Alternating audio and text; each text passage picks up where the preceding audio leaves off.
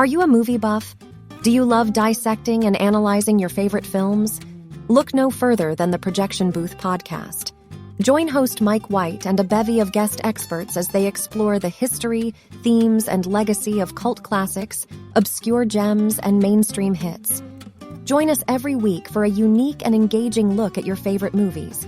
So sit back, grab some popcorn, and tune in to the Projection Booth podcast, available on all major podcast platforms.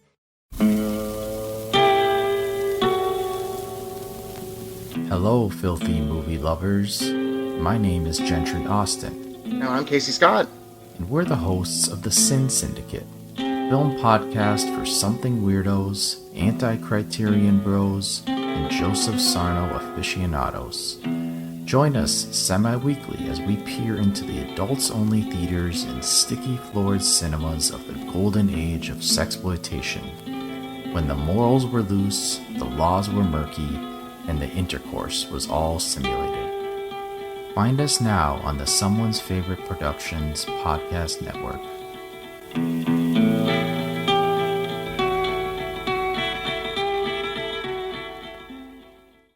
Broadcasting live to the dead from our location somewhere south of heaven, 1031 on your radio dial with 666 megawatts of power. By the sound of the mortuary bells, it's now the witching hour, in time to conjure that putrid pair, that diabolical duo of Casualty Chris and Father Malone, and another ectoplasmic episode of Chronicles from the Crypt. Hello, creeps. It's me, John Kassir, the voice of the Crypt Keeper, and you're listening to Chronicles from the Crypt. Hello there, I'm Casualty Chris. And this is Father Malone. And we are the hosts of Chronicles from the Crypt, a twice-a-month look at the cult horror anthology series, Tales from the Crypt, that originally aired on HBO from 1989 to 1996. Now, every episode of this podcast, we're going to be looking at 2 episodes of Tales from the Crypt, and along the way, we're going to be doing some bonus episodes covering some more tangentially related material, like a kids' game show and a cartoon, and some of the movies that are related to Tales from the Crypt. And not to kind of spoil the surprise early, but the children's show and the game show are really, really fucking bad. Oh, they're absolute garbage. They are some of the worst examples of like branded schlock entertainment from the 90s that I think I have seen in a long time. Indeed they are. Yeah, but we're not here to talk about that just yet. We're going to be talking about that somewhere down the road once we kind of get past Demon Night and Bordello of Blood, unfortunately. We'll be talking about some of those things later down the road. However, on this episode, we are going to be talking about Season 3, Episode 1 and 2. So this is the beginning of Season 3. It's an exciting time for all of us. Halfway through this season, we're going to be halfway done with the show. Wow. So, right? Am I right in that statement? I believe so. What did that? There's only 7 seasons, so that'll be it. Yeah. Yep, so that'll be it. So, Chris, we have a guest at the door. Oh, no. Yeah, I'm afraid so. Yeah, you should be afraid.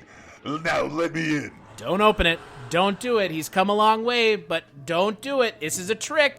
You know what? He might. I don't care what he's going to tell us. This guy's one big undead asshole. Don't listen to him, Padre. I'm letting him in. This is, you know what? This is a mistake. Yeah, like your whole life, Casualty. Yeah, come on now. Introduce me, sucker. Ladies and gentlemen, what can I say about this undead asshole? He is the absolute worst.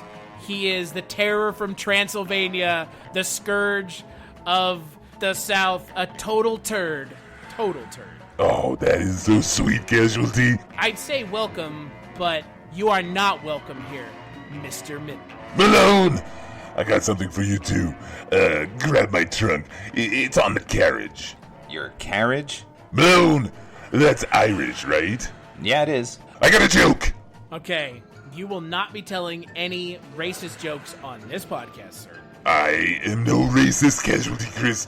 I hate all the living equally. You know that. By the way, Casualty Chris, that's a bit of a mouthful. Can I just call you CC? No chance, Fancy Pants, not on your life. Or your undead life. But I am curious what the joke is. Oh, aside of the number of your listeners. Okay, Yeah, go never fuck mind. yourself. Go fuck yourself, Eminem. You love me and we love you. Okay, here it is. Are you ready? Here's the joke. Why did God let the Irish invent whiskey? Oh, I feel like I'm regretting this even before I hear the punchline. I'll set you up with a softball. Why? So they wouldn't take over the world. Hilarious. Oh, what? You don't get it? It's funny because there is no God. So why have you come to our neck of the crypt to bother us this evening? What? I mean, can't a creature from beyond just hang out with his two favorite shock jocks? You know, if I were a shock jock, I'd talk more like this. But I'm not a shock jock, so you must have the wrong impression about what we do here. Well, you are a shock jock because it is shocking you have this show. Look, hold on. I'll tell you what, CC. As you know, I'm a world-renowned composer. I'd appreciate it if you stopped calling. Well, it's not going to happen. Anyway, CC, as you know, I'm a world-renowned composer, and I've been thinking about you a lot lately. I hope it is not in the comfort of your own bed with a bottle of lotion next to it. I don't need the lotion. My hands are silky smooth. Yikes. Oh, but I didn't get that way on their own. Oh, no. Listen. Don't banter with me, son.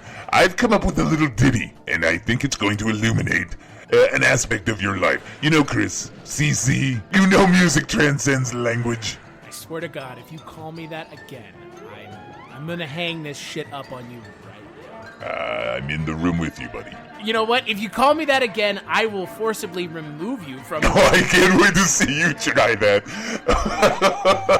Anyway, CC, I know you're happy. Knock it off. Okay, all right. I'm just joking. I'm just having some fun with my good friend, Casualty Chris. Now, listen, Casualty, or is it Chris?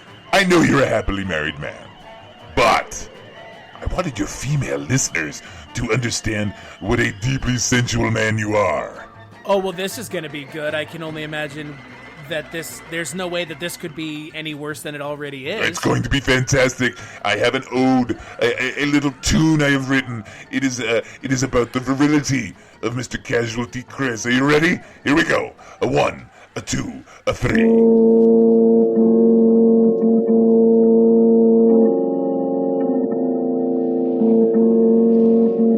Boy, what a laugher. Oh, it's funny because it's true.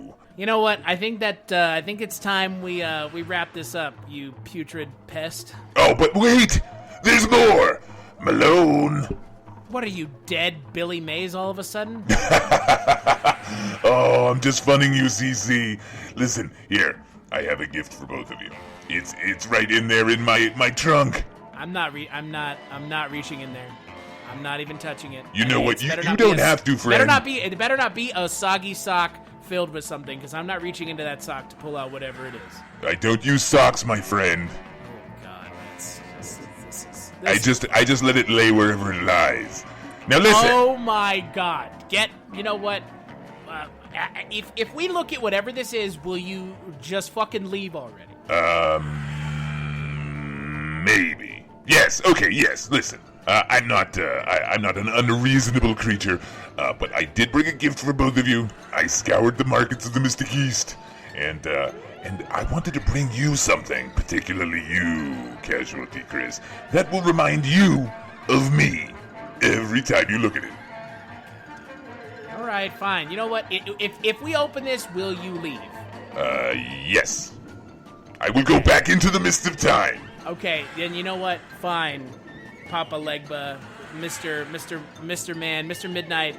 Mr. Midnight, if we open this and you leave, then we'll open it. If it's a promise that you're promising us that you're gonna leave, then fine, we'll open it. Did you call me Papa Legba?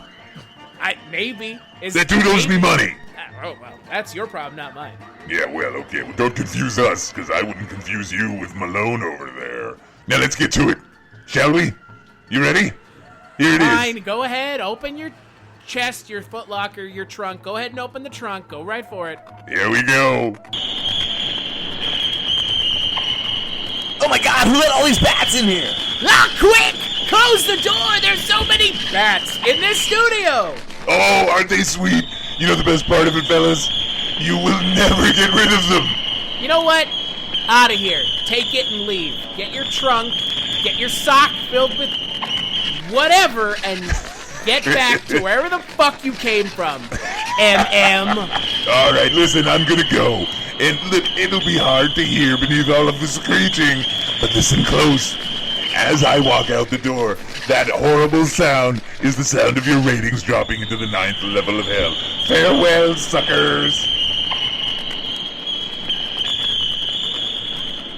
Hold on, I got him. Just put him in this door here. Okay. There. Let's get right into it with the first of 2 episodes we're going to be talking about, Loved to Death. Dying for a date? Aching for a little prick of passion? Well, be careful what you wish for. Or like the young man in tonight's terror tale, you may just get it. I call this nauseating number Loved to Death. Loved to Death aired June 15th, 1991. It is directed by Tom Mankiewicz, otherwise known as... Mank. Yeah, Mank. You were the one who told me about that. I didn't even know about that. Yeah. Tom Mankiewicz, screenwriter for Superman, although his name is not in the writing credits for that movie. But this episode is written by Tom Mankiewicz and Joe Minion. It stars Andrew McCarthy, Mariel Hemingway, and the superbly cast, however pretty underutilized, David Hemmings. And it's a boy wants girl doesn't care about dorky screenwriter boy, so he gives her a love potion that goes awry. We've seen this before, I think is what I'm getting at. And I don't know if I'm speaking just for you, Mike, but I'm speaking for myself here. Why are you opening this season with this episode? That seems to be a constant now. Right? Just like really mediocre stuff opening the seasons of this show. Yeah, not a spectacular episode. I don't hate the episode. I just wonder why they would go with this other than they have Mariel Hemingway naked at one point. And, that's a pretty Nothing good wrong reason. with that. Nothing wrong with that. She's she's very attractive, and they do a very good job of like playing up her sexiness in this episode by having her in lingerie half of the episode. It feels at least like. half, yeah. But it's a bad episode. It's not great. It and like the kicker at the end is, God, it's. Yeah. I wanted to like it. I feel like Mankiewicz and Minion were like laughing to themselves when they were like, haha, this is going to be really funny. But it's not. It just kind of falls flat. Okay, so now this is a rare episode of Tales from the Crypt in that it is based on a Tales from the Crypt comic. This was Tales from the Crypt. They can't seem to get that right, can they? No, man, but this is issue number 25 of Tales from the Crypt, which incidentally was the same issue that Judy You're Not Yourself Today is from. Another winner. But the story itself was written by Al Feldstein. The original art was by Jack Kamen. It is it's very similar, the comic story, to what we get on screen. It's a bit more pared down, as the comics tend to be. It is just a guy in love with a girl, and she won't give him the time of day, so he goes to an alchemist who gives him a love potion, and then pretty much it ends almost exactly the same way as what we got on screen. But here, the adaptation is now that he is a frustrated screenwriter. He just arrived in Los Angeles, living in this bizarro, weirdo apartment building, rather. And which we never see outside of. We never see outside of the apartment building. That is true. This so episode kind feels of a like episode. insane. Yeah, it also feels insanely cheap on top of everything else. And I'm talking cheap in like the amount of time and effort that was put into shooting this episode. I'm going to wholeheartedly agree with you. I often say this, like an episode can rise or fall in my estimation in just how well it is shot. This is not shot very well at all. The sort of lobby, or the 5th floor lobby that we keep seeing, looks like a set, like down to the elevator, like doesn't even have grooves where the door meets the floor. It's just clearly a door they're pulling aside from some stagehand. Oh, I should point out that Kathleen Freeman is also in this episode as some sort of bizarre neighbor there. I think most people would remember her as the Penguin in the Blues Brothers, but she's a really great comedic actress. I think she enlivens the episode a bit. Having said that, I actually do like this episode. I think once it gets going, and it takes too long to get there, man. But like once she has taken the love potion and will not leave him alone, I thought that was actually pretty funny and pretty good. But let's talk David Hemmings for a second. What'd you think? I mean, David Hemmings was great, right? I thought he was but I thought he was really underutilized. And also his character wasn't really given, in my mind, a believable entrance into the story, if that makes sense. Yeah, I mean, he's the manager of this apartment building, and nobody has ever seen him, we're told, and he communicates via a speaker box outside his apartment door, and he has a camera that he's watching everybody at all times. He reminds me of Shikadance. He reminds me of Shikadance from Ace Ventura, like that, very gravelly, gruff-voiced landlord, like Ventura, like the same thing. But the problem is that character isn't played by a character actor with the gravitas of David Hemmings. Yeah, well, I think, I mean, every time they cut to him, I think it's really cool. But yeah, we're not really given. It's one of those things where they attempt to give us the sort of MacGuffin and give us a backstory for this guy and what he might be up to, but then they don't really go all the way with it. And the MacGuffin itself, just a regular old love potion, is something that they should have somehow made better. I don't know, it's like an easy holdover from the comics where they could have come up with something more interesting. Well, and the other thing about it is when you don't have a character who has a logical entry into the story, it just feels forced. And I know that this is Tales from the Crypt, and I know that you should suspend belief, but the amount of belief suspension here goes too far because you don't understand how who is he? Why is he doing this? I know that a little bit of backstory and exposition sometimes can weigh down a story, but I think it needed it because every other time we've seen something like this, there's a little bit of exposition. Only Sin Deep, we understand why he's doing it with taking the women's beauty. We understand why he's taking it. We don't understand how or how he learned to, but there needs to be a character motivation because I genuinely don't understand what David Hemmings' character motivation is in this episode. Yeah, I mean, and that can be fine, but then we should know less about him maybe, or more. I don't know. It's so tantalizing what we're presented that we actually end up wanting to know more. And I think what would have been better is instead of showing David Hemmings, just having Andrew McCarthy interacting with a drop slot where he's here, take this, and it just comes out of the chute. Yeah, that could have been more interesting. Right? Because don't give us as much as they gave us and then not give us any more than that. Because it is inherently interesting what his character has to offer to the story. Yeah, and I wonder if that is because David Hemmings is kind of a magnetic personality and not so much what we're given or what we're shown.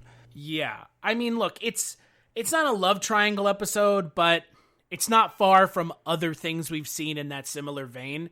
And I'm just not entertained anymore. I don't care how many variations there are on this formula, but it's not interesting anymore. It's just not. And can we just talk for a second? Now, Andrew McCarthy is the hero of this story. We're supposed to be following him, right? But he's a real creep. Yeah, well, he is. And, that's why I don't understand the story, because we're meant to be sympathetic towards him, but not really, and I don't get it. Because he's a fucking weirdo. He is completely. Literally at one point watching Mariel Hemingway take her top off and her breasts are exposed, and he's his tongue is hanging out of his mouth. I mean, not really, but you could see his intercogs working. He's oh God, yeah, yum. And it's dude, you're a fucking freak, man. Get out of here. Not to mention, she invites him, she's very, very nice in dealing with him, invites him for a drink and whatever. But then, when he comes back to the apartment, she's very square with him about what their relationship is going to be, which is it's not going to happen. Maybe someday. Like, he turns into this flight of fancy where he imagines her as his, like, screenwriting character and then goes and, like, puts his arms around her while she's talking on the phone. It was like, she punches him in the face, but I was like, go further. Like, this guy, she should have called the cops at that point. And look, the whole conceit that David Hemmings gives Andrew McCarthy a love potion that he gives to Mariel Hemingway and she falls in love with him, it's not creative and it's not well done in this episode. And you can see where it's going from, like, the moment he offers him the love potion, because we've seen it in other episodes. Oh God, what was the episode with the voodoo? The voodoo one, yeah, the voodoo one, where it's like he comes back and then he's fucking the corpse at the end. Like, this is just a variation on that, isn't it? Yeah, and that at least had awesome makeup. Right? Exactly. And there was like a head on a platter. Like, that was cool. But this is just really... Not to mention... then the makeup at the end is like... I swear to God, I don't know what they were thinking. It was god-awful. How do you fall out of a window and that's all that happened to you? I don't know. How does that even translate? Like, and is this the Beetlejuice school of the afterlife where however you died, like, you're going to remain that way forever? Because, they don't do that in the comic. In the comic, there's Elvis. That's exactly what that reminded me of. Yeah, in the comic, it's enough of a sting that he's now trapped with her forever. They don't mangle her in any way. I think this was one of those, like, well, it's Tales from the Crypt, so we got to give them a bit of gore here at the end, but then they don't give us anything of value at all. It's just, she just looks like some, like, first-year makeup student, like, said, like, this is what it would look like if she smashed her face on the concrete, I guess. I don't know. Not to mention, he gets the love potion. And then he comes back to her apartment. He's like, I just want to apologize. Let's have this wine together. What right-thinking person is going to go, yeah, come on in, and I'm going to leave you alone with these glasses? And, I don't know. There's so much wrong with the episode. Ultimately, I like it, but there are a multitude of problems. I wanted to like it, and I like Andrew McCarthy in most things I've seen him in, especially Mannequin.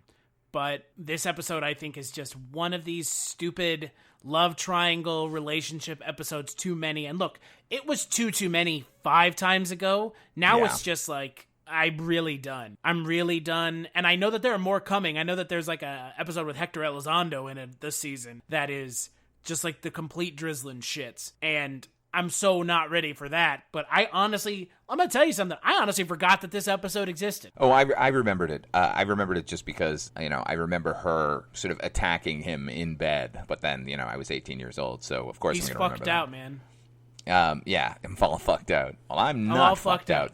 She's real good in the episode. It needs to be said. And there's one scene where he is like trying to get past her in the doorway, and she looks 10 times larger than him. Oh my God, God, like she's a giant. Him up and snap him over her knee. Which also could have been something interesting where she literally can force him to stay with her, which they did not delve into. Ultimately, this is supposed to be a careful what you wish for episode, but really, this guy is such a creeper that I think he really deserves it, and they kind of went the wrong way with it. Like, they should have leaned into that, maybe. No, it should totally have been a, you get what you deserve because you're a piece of shit. Not careful what you wish for. Because there's nothing redeeming about him. No, I mean, even his weirdo fantasies where they keep bastardizing the It's a Wonderful Life poster with, like, suddenly her face is there and then his face, and just like, oh my God, man, like, the worst of LA right there. Yeah, it's a little heavy-handed, and by a little I mean a lot. So Mankiewicz,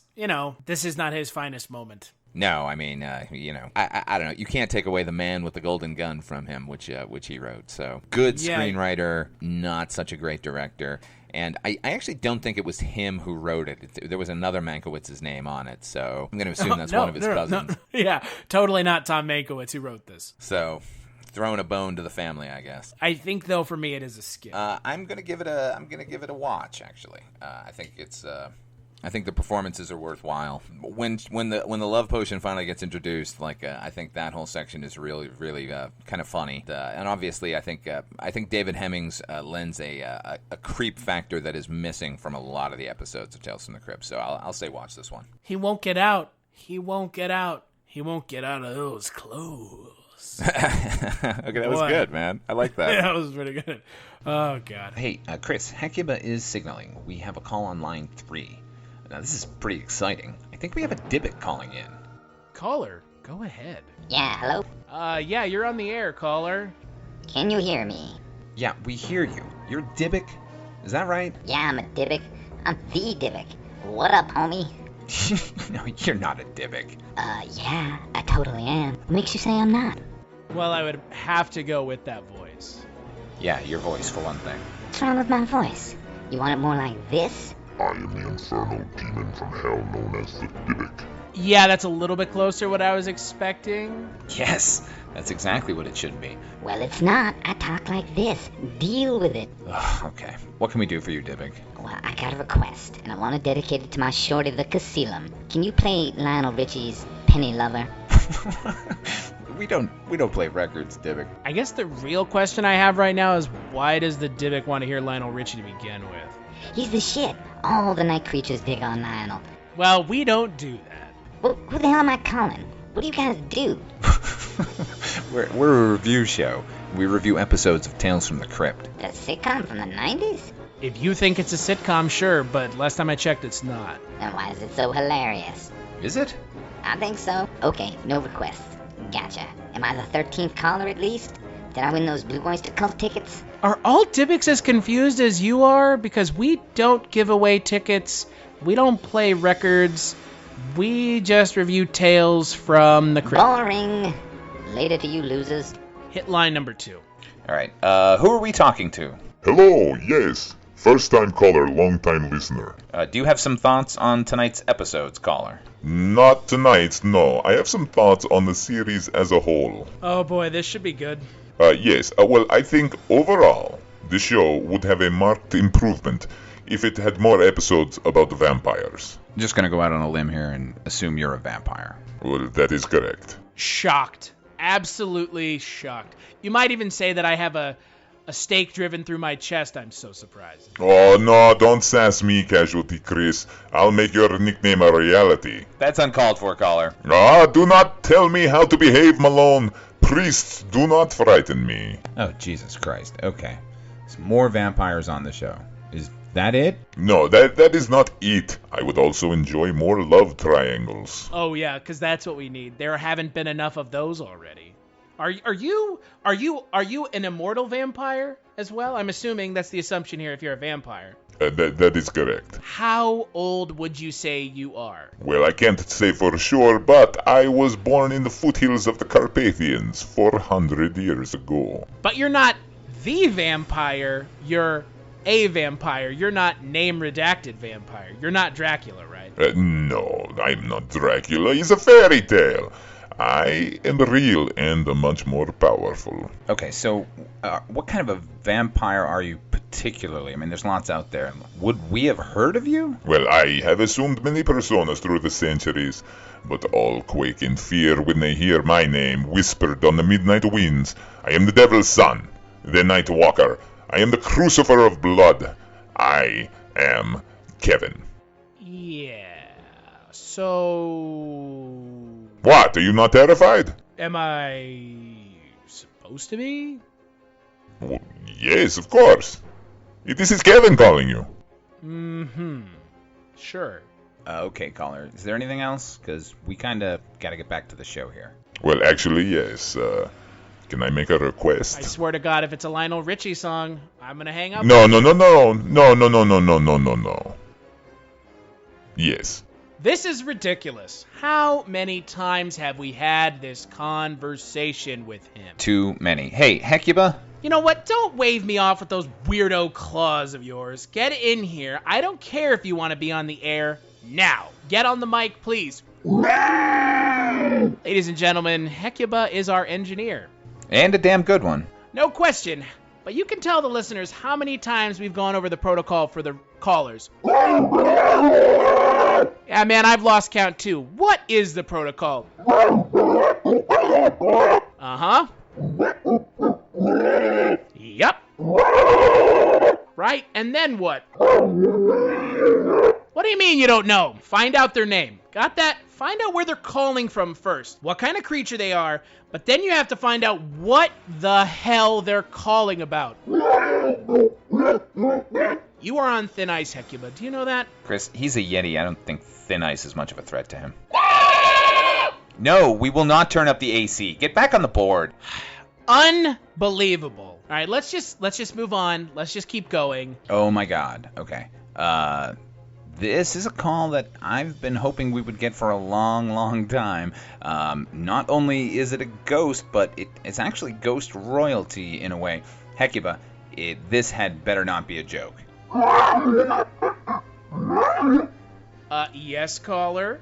Yeah, man. Am I on there? Yes, you are, actually. And we are under the impression that you are a celebrity ghost? No, you're GD right, and I am, baby. Yeah, so I'm assuming you're the king? Oh, no, man. There's only one king. He reigns over this world and the one you're in now. That's the Burger King. Little joke there. Okay, so I'm going to go ahead and just assume you are who you say you are, and this is not a prank. We are actually speaking to Elvis Presley, the king of rock and roll. How is the afterlife treating you, Mr. Presley? Oh, man, it's the greatest. It's an endless supply of fried peanut butter and banana sandwiches. And I'm live and I'm trim. It's like 1968 all over again. And I'm assuming in heaven you don't get any, or hell, depending on where you are, you don't get any of that peanut butter on your black leather jumpsuit, huh? Oh, no, man. No. There's none of that here. I'm in heaven. How dare you disparage where I might be? There's only one place for the king, and that is on high. So, aside from where you are, which, again, like, you could be in hell and just not telling us, the assumption that I am making now is you are somehow, even though it was before your time, at least the show was, you are a fan of Tales from the Crypt. Oh, man, I am silly for that show, Chris. You know, I read them comics back in the 1950s. I loved them so much. But when the TV show came on, you know, I didn't have a chance to see it because I was, deceased. Is that the way this works? Well, I mean, you know, if you're not alive, you tend to miss what's going broadcast on the air. At least that's what I thought. But, you know, the thing about being a ghost is once you figure it all out, it took me a while, man. But you can catch up on whatever you want. You know, the way the astral plane works, I've seen shows that ain't even been made yet. You boys want to know how the Game of Thrones ends? No. Oh, well, maybe. I don't know. Is it at least satisfying? Oh, man, no. Well, it does. I don't know. Oh, maybe. Let me just say, everyone dies. Not on the show. I mean, everyone. So what are your thoughts on tonight's episode, Mr. Presley, Mr. Elvis? What should I call you? The King? The peanut butter fried banana sandwich king? I think you're having some fun with me there, Chris. No, man, you just call me E. And I don't really have any particular thoughts on tonight's episode. I'm just calling him because my brother is a big fan of you two, but he's a little too shy to call in himself, so I'm calling him for him. Your brother? You mean the one that you ate in the womb? Yeah, my brother Jesse Garin. I'm Elvis Aaron. I got a brother named Jesse Garin. Yeah, he did not survive the pregnancy. We can say that, I guess. Yeah, I mean, look, man, we were in there together. His soul looked so delicious, man. I just had to devour it. Did you eat it with fried peanut butter and bananas? That would have been the most delicious soul of all time. I was not yet privy to the delights of the peanut butter and banana, particularly when you fry them together. I did not have a frying pan in utero. But has he forgiven you for eating him? Oh, man, of course. We're thick as thieves, me and my brother. It's almost like we're of blood. Hey, Jesse, these boys are cool. Come on, get on the extension. You guys would be happy to talk to him, not right? Hey. So, we understand that you're a fan of the show? Yeah. Well, I guess it's a pleasure to meet you. We know nothing about you other than you were consumed by your brother in the womb. Oh, now come on, Jesse, don't be shy. Say hi to these fellas, you know. Chris, Malone there, you could encourage him. He's shy. Tell him how much you love him. Okay. This is awkward. Oh, come on, man. It ain't nothing. Just tell him you love him. I guess we love you, brother of Elvis who was eaten in the womb? Yeah, we, love you, Jesse? You do? I guess so. You want to hold my hand? Oh, no. God damn it. Midnight. Yes, suckers. Oh, I love you, Jesse. You two are so dumb. Say hi to my pal. What up, dummies? It's the Dybbuk. Now play me some Lionel Richie. Hang it up. Just hang up. Just hang. We're hanging it up. We're not calling anymore. You know what, Hackybut? You are, the ice is thinner every second. You better start working on your resume because we're done with phone calls. We are out. We are on to the next episode. Carrion death. Good evening, felons. Time to assume the position, if you know what I mean, and prepare for another assault and battery on your senses. Tonight's seamy saga is about a nice young man with a very bad attitude. In fact, it's positively criminal. I call this little game of chops and clobbers Carrion death. Episode aired June 15th, 1991. Written and directed by Stephen E. D'Souza and has a whopping 2 cast members. George Del Hoyo and everyone's favorite FBI agent. No, I'm not talking David Duchovny. The other favorite FBI agent, good old K-Mac, Kyle MacLachlan. He plays a sadistic serial killer who is trying to escape from the law and ends up getting caught up in the law in more ways than one, and by that I mean handcuffed directly to a dead police officer in the middle of the desert. This is a good episode. It's a weird episode, but it's a good episode. I'm going to disagree with you. Whoa, no, you're not. Really? I actually am. There's a lot I like in the episode, particularly MacLachlan's performance. I mean, he's the best part of the episode. Yeah, I mean, but then I could watch him, eating cereal. Like, he's got that thing. Could you watch him opposite John Goodman in a Flintstones movie? I unfortunately have. That movie's not that bad. No, it's not great. He's good in it, though. He seems to get the joke more than anybody else. Stephen D'Souza, let's talk about him for a second, because his main claim to fame is writing the original Die Hard film, which can't take that away from him, man. That's a solid screenplay. You mean the best Christmas movie ever? Oh my God, yes. Let's enter that debate once more. It's not a debate. It's not a fucking Christmas movie. Let's move on. I go back and forth. I go back and forth with it. No, I mean, I always watch it at Christmas time just because it is a Christmas-themed movie. But, it takes place at Christmas time. I would say it is not a Christmas-themed movie. It is a movie set at Christmas time. Correct. But, what better time to watch it than around the holidays? Any time of the year, it's a good movie. You could watch it no whenever. Question. Look, that movie came out in the summer, and everyone enjoyed it in the summer. So we could literally pause this podcast right now, go and watch it, and come back. And I think you and I would come to the same conclusion that it's a good movie, but it's not a Christmas movie. And people only say that because they can't seem to find any other hip, funny, cool Christmas movies, as if there aren't any. I'm being sarcastic. Are there there? Totally are. Yeah, there totally are. Have you seen National Lampoon's Christmas Vacation? Come on. Oy vey. Yeah, I Don't oy vey me. Don't oy vey me. Oy. Calling back to our Dybbuk right now. Anyways, Mr. Carrion Hipster death. Man. So Steve D'Souza, who should know better, sets up some ridiculous things in this episode. Where does Kyle MacLachlan's gun go? He has one at the beginning. He's shooting up the crowd while he's running away. Also, as much as I like it in comic book form and in a theoretical way, a canvas bag with a $sign on it, while I would love to own one, is probably not what they're putting money in these days, or even back in 1990. Oh my God! Hey, what's in that bag? How about a motorcycle? How about a motorcycle that's possessed? Yeah, that's the other thing. Like, of the myriad ways you could have them get into an accident together. Like, what was that? I have no idea. That was I didn't remember that happening in the episode, and all I could think when the motorcycle crashed into his car was, couldn't you have just backed up? Yeah, or driven forward, or done anything except put the car in park and then jump out of it. It felt like Prometheus logic, and that's what I always call it when it's like a character could have done something smart, but instead did something stupid because that's the way it was written. I mean, Charlize Theron could have run left or right. Yeah, that's the ultimate. She ran straight and got run over by the giant alien spaceship. Like, you're just writing the character stupid, and that's really lame. Like, that's a really lame way of writing. It's just, he could have moved. Instead, he goes, whoa, and jumps out of the car instead. As if he's not going to need that car to get to Mexico. Right.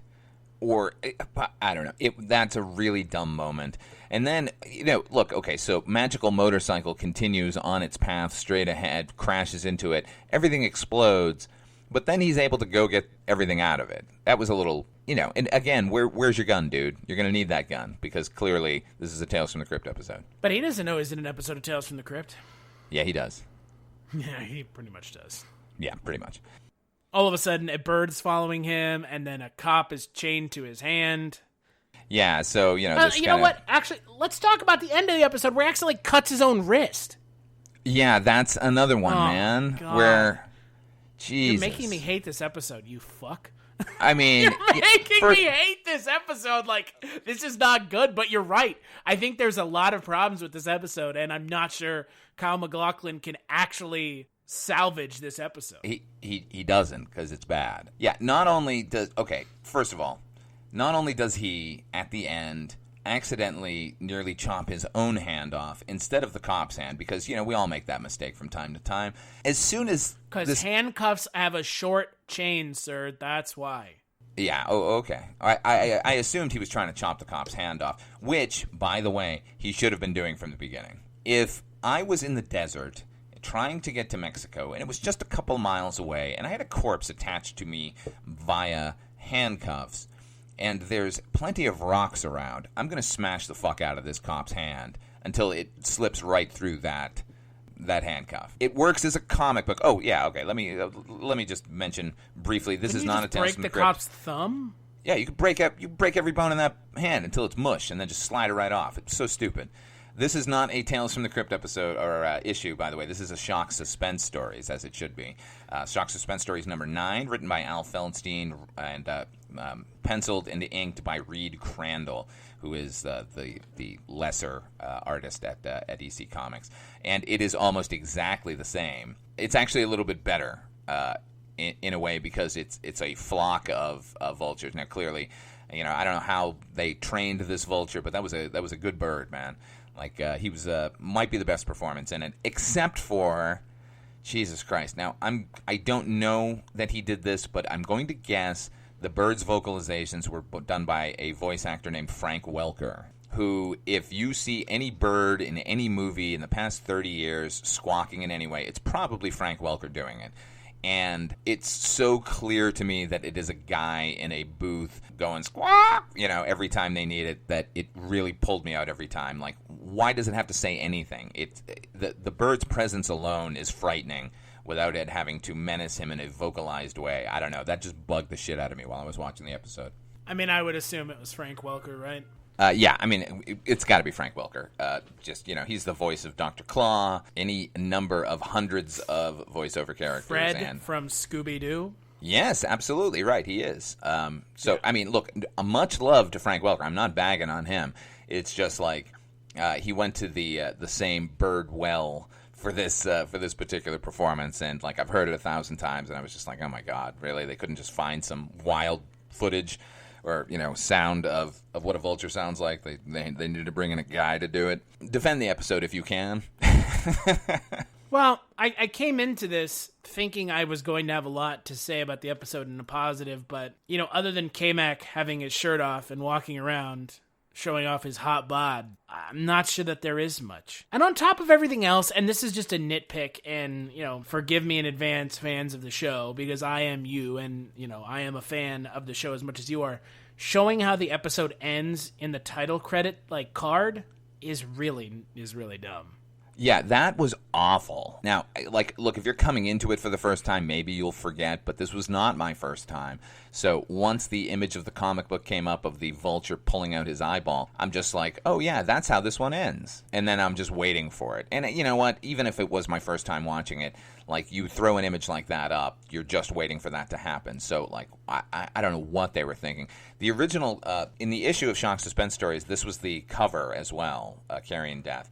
And in it, it's just a guy on the ground. the Kyle MacLachlan character, and he's screaming at the vultures, like, come on down here and start eating, like, set me free. That was better. Like, I'm shocked that they decided to go another way, considering it is the end of the episode. And that's a really good effect, actually, when the bird finally does pluck his eye out. I thought that was pretty great. Well, and that's the thing. Like, I actually really like the way the episode ends, but I think if it had been the flock of vultures and him essentially, like, saying, like, come kill me, please, I think that would have been a lot better than, like, him taunting the bird at the end. But, again, that's also the way the character's written in the teleplay. He's written as this, like, bombastic, arrogant piece of shit. Right, and you know what? Like, this, it always sounds weird to say these things, but I actually think, like, it plucks his one eye out, and then, they cut away and cut back, and the other eye is gone. He's clearly dead at that point. And what I would have preferred, psycho that I am, is that it should have been eating him the whole time while he was alive. You know what I mean? Like, really gone for his innards. I agree, because it made zero sense that all of a sudden he's just dead. Like, even if you have your eyes plucked out, you're not gonna die. Yeah, I mean, he should have been screaming the entire, like, crane out of that shot, you know, like, that guy deserved it. He was a total psychopath. That could have been good. And they, you know, and the other thing is, this is a 2-person episode, and we don't get anything from that cop, like, at all. Like, he mentions a couple of things. He says a couple of lines. You know, he's talking with the bird like it's his partner, which could have been even more interesting had they played that up a little more. When you get down to brass tacks with these, like, you know, you got 2 talking characters, like, let's learn a little bit more about them. You know, I don't necessarily need to know the cop's whole backstory, but, you know, maybe they had history, these two. Instead of just a random motorcycle cop who happens to notice the guy on the run, maybe this was the detective who was chasing him the entire time. They should have had some sort of relationship. I think that could have made the episode stronger. I don't know that it would have papered over how lame all of the sort of plot machinations are with the magical bike and, you know, not figuring out a way to get this guy off of him. But, like, I don't know. It's a miss, man. Yeah, no, I think I've come around to your way of thinking. I think it's unfortunate more than anything else that this is the only episode Kyle MacLachlan. Yeah. Because, I mean, mean look, Kyle it's better MacLachlan than most of the 90s episodes of like, last season. Yeah, but Kyle MacLachlan in the 90s was a big deal. Yeah, it was, certainly at this point. Yeah, and putting him in this episode, I mean, look, I guess it's better than putting him in just a fucking love triangle episode. Probably as an actor, it's more interesting to be the one on screen the whole time, but And he's playing against type. I mean, he's completely, playing against yeah. type. We never really got psychopath MacLachlan. I mean, I guess we did in Twin Peaks there at the very end. But yeah, this was a welcome change for him. I just don't know that Stephen D'Souza did him any justice with the script. I think that there's a lot of really weird plot contrivances that ultimately drag the episode down rather than elevate it past where it could. So I'm going to say skip it. Skip it as well. Soft skip. I think it's probably a worthy episode. Definitely in comparison to others we've seen so far. But yeah, I don't know. I don't know that the ending is worth it. Well, and I'll say this much. I mean, look, if you like Kyle MacLachlan, you should watch this episode. Just know that, like, there ain't much to it. Yeah. I mean, I can only recommend this in comparison to others. As a, if this was, if I was offering somebody their first entree to Tales from the Crypt, this would not be on the list. No. Agreed. Well, the next 2 episodes we're going to be talking about are going to be episode 3 and 4 of season 3, The Trap and Abracadaver. Ah, Abracadaver. Great. One has Beau Bridges in it. Nice. Oh, okay. Yes, I remember this episode with the in the morgue. Yes, I believe that is Abracadaver, and I think it has the guy from Tony Goldwyn. Ah, yes, Tony Goldwyn. He was also big in the early 90s. He sure was. Fresh off of his performance in Ghost. And I've never seen Ghost, so... Pretty good. It's pretty good. And the other episode I remember nothing about, but it has Bruno Kirby in it, so... Ah, well, always And that's welcome. the one that's directed by Michael J. Fox, actually. Oh, okay. Yeah, no, okay. I definitely remember that one. But until then, where can people find you, Father Malone? As always, you can hear me on my YouTube channel. You can hear me and see my handiwork, I guess, because it is a visual medium. I have a channel called Ot5 Films with a show called You've Never Seen. You can check me out there, and you can also hear me on another podcast called Dreams for Sale, the Twilight Zone 85, re-examining the original, not original, but the first remake of the Twilight Zone with now that there have been 4. Yeah, man, too many, but this is the best of them as far as I'm concerned. If you want to hear our thoughts, go listen to that podcast over at TwilightZone85.com. You can find me on my podcast, The Culture Cast, where I am joined by a veritable smorgasbord of guest co-hosts where we sit down and talk movies once a week. It's a lot of fun. Check that out over at culturecast.com. I also do another podcast with our good friend Mike White about Kolchak the Night Stalker, and that one is over at thekolchaktapes.com. Big thanks, as always, to John Kassir. And if you want to check out more episodes of Chronicles from the Crypt, head on over to chroniclesftc.com. All right. Heckkeeper, where are you going? No, man, do not open that door. No, the bats! Get the bats No goddamn out of bats! here! Ah! Close the door! The bats are coming in! Midnight, you bastard.